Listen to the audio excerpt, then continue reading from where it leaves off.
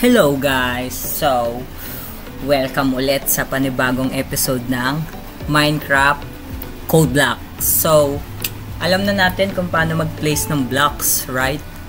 Maraming different blocks. So, ngayon is lesson number 6, which is the advanced place blocks. So, mas pinaka-complicated to compare sa lesson 5 para malaman natin kung natutunan nyo ba ang pagpiplace ng blocks na yon.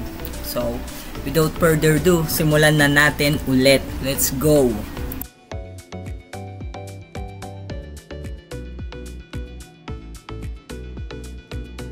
So, ayun guys, andito na tayo sa place blocks pero in advance siya.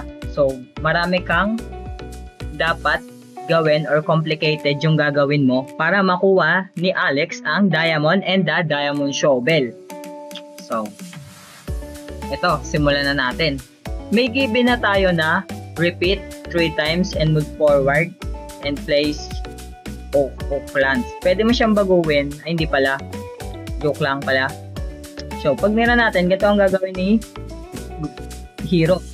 Yan. So, anong dapat niyang gawin? Didiretso ba siya dun sa sa diamond shovel or aakit siya or kukuhanin niya yung diamond? Syempre sa Minecraft is gusto ng mga natin ng diamond kasi mahalaga yon yung diamond, right? Kasi mas matibay siya and mas malakas. So ang dapat natin gawin? Mag-right ba tayo or magle-left? So, nasa sa inyo kung ano ang gagawin nyo. And, pwede, tulad ng sinabi ko sa previous lesson natin, pwede nating iba-ibahin yung kanyang, kung ano yung pwede niyang i-place like this.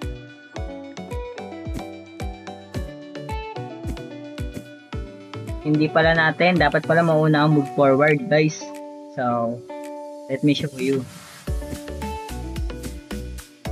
Or, diba? Naiba ni Hero or Golem ang blocks. Depende sa ating gusto.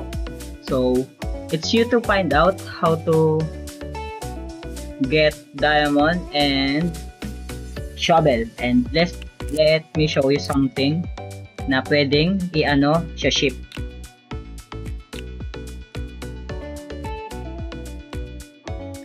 Siyempre, hindi ko dapat ipakita kung paano nangyayari. Like this one.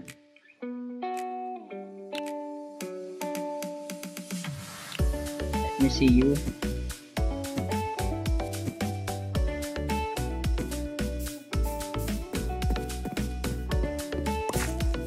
Yan. Pwede natin siyang tabasin. Oh, like this one. So, it's you to find out how to get the diamond and the shovel.